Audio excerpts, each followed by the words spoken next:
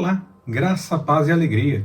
A porção de hoje, recomendada para a leitura da Bíblia em um ano no plano sequencial, é Provérbios do capítulo 16 ao capítulo 18.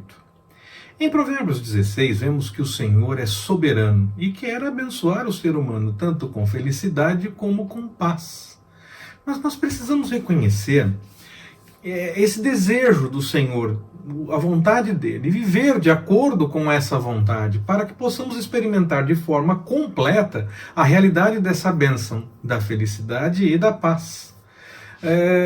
Isso quer dizer que nós devemos deixar os nossos planos, os nossos desejos de lado, e devemos fazer as coisas sempre de acordo com a vontade do Senhor, obedecendo aos desejos dele. Muitos acreditam que podem fazer planos e apresentar diante do Senhor para que eles possam dar certo. E até citam provérbios com essa direção, com esse entendimento de que coloque o Senhor à frente dos seus planos e tudo vai dar certo. Como se fossem os planos que a pessoa tem feito, elaborado, pensado, e então coloca diante do Senhor as vontades dela e o Senhor vai fazer dar certo. A ideia apresentada por Provérbios, a sabedoria apresenta em Provérbios uma ideia diferente, não é exatamente isso. A ideia que a sabedoria apresenta em Provérbios é que nós devemos buscar a vontade do Senhor sempre, conhecer a vontade dele, viver de acordo com essa vontade e buscar nele o melhor plano, buscar nele a melhor forma de fazer as coisas, algo melhor do que o nosso coração pode encaminhar de fato. Quando o nosso coração busca ao Senhor, o desejo dele, do nosso coração, não é mais a nossa vontade, mas a vontade do Senhor. Nós passamos a buscar a vontade do Senhor. Eis a verdadeira recomendação da sabedoria. Isso sim é consagrar os planos ao Senhor.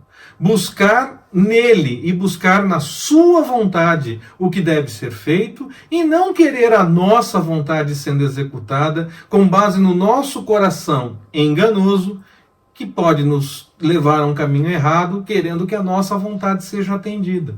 Quando nós consagramos ao Senhor os nossos planos, nós consagramos no sentido de buscar nele os planos que devemos executar. Nós deixamos nas mãos dele a direção do que devemos fazer na nossa vida e executamos a vontade dele, inspirados pelo Espírito Santo. Aos nossos olhos, muitas escolhas podem até parecer boas, podem parecer as melhores, as mais acertadas. Porém, nós devemos lembrar que nós somos seres limitados e que caminhamos muitas vezes na direção do erro, exatamente por conta do pecado. Precisamos da ajuda e da direção do Senhor, sim, para que não sejamos levados por caminhos errados, pelas ciladas que surgem diante do nosso caminho, diante das coisas que nós estamos vivendo, para que não venhamos a fugir e nos afastar da vontade do Senhor e deixemos de lado esse querer, buscando a nossa vontade como se ela fosse a melhor. Quando nós chegamos a Provérbios 17, vemos que a paz em uma casa é mais proveitosa que ter abundância no meio das brigas. É melhor ter paz, até mesmo não tendo abundância, do que ter abundância, mas sempre com muitas brigas. As pessoas lutam normalmente por prosperidade, no sentido de ter mais e mais, quando a verdadeira prosperidade é ter paz, é ter o que vem do Senhor e ter a certeza de que as necessidades serão supridas a cada dia. E que se tiver mais, será para ajudar mais outras pessoas. Não quer dizer não ter uma herança, não ter uma provisão, mas nós não podemos fazer as coisas apenas preocupados com isso. Fazemos a provisão também com a direção do Senhor. E ajudamos a quem precisa, e quando nós temos a possibilidade de fazer isso, da mesma forma, seguindo a direção do Senhor, a orientação do Senhor. Nós podemos enganar as pessoas e até mesmo nos convencer a nós mesmos que temos intenções diferentes quando fazemos algo. Mas o Senhor sabe exatamente o que vai no nosso coração e quais são as nossas reais intenções. Não temos como mentir para Ele, então devemos ser sinceros absolutamente em tudo. Sinceros conosco, porque o Senhor saberá mesmo que enganemos a nós mesmos, tentemos nos enganar, tentemos enganar aos outros, mas a Ele nós não enganamos, então é melhor buscar a sinceridade. Para encerrar por hoje, nós falamos de Provérbios 18. E nós lemos lá uma exortação às pessoas que se isolam por motivos egoístas. Não tem nenhuma ligação com isolamento social diante de problemas sanitários. Afinal, nós podemos ficar em casa e ainda assim ter muitas atividades sociais e em família, mesmo com pessoas muito distantes de nós. Nos dias do Novo Testamento, por exemplo, Paulo estava isolado numa prisão e mesmo assim tinha comunhão com os irmãos através de cartas que ele escrevia, buscava notícias e essas coisas todas.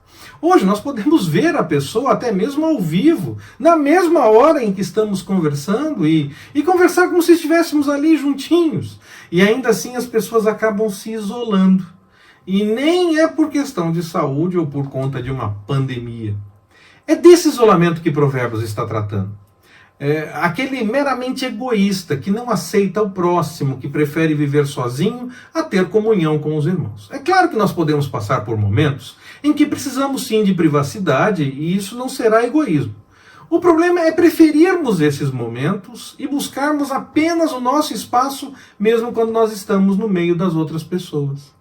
Mesmo que estejamos numa grande casa ou numa grande comunidade, ainda podemos estar isolados ainda que no meio das pessoas. Por não termos comunhão de fato com elas, por buscarmos apenas os nossos interesses, as nossas vontades, as nossas coisas.